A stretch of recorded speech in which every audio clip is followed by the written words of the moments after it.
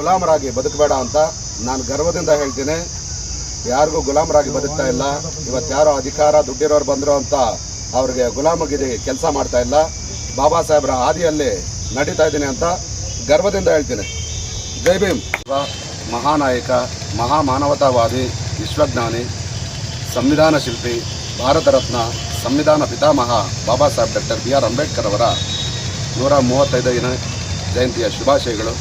ಸಮಸ್ತ ದೇಶದ ಜನತೆಗೆ ಶುಭಾಶಯಗಳನ್ನ ಈ ಸಂದರ್ಭದಲ್ಲಿ ಹೇಳ್ತಾ ಎಲ್ಲರೂ ಬಾಬಾ ಸಾಹೇಬ್ ಅಂಬೇಡ್ಕರ್ ಅವರ ಜಯಂತಿಯನ್ನು ಆಚರಣೆ ಮಾಡಿ ಅಂತ ಹೇಳ್ತಾ ಇದ್ದೀನಿ. ಜೈ ಭೀಮ್.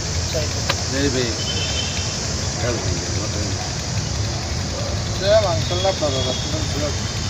ಮಧ್ಯ ಬಾಬಾ casa de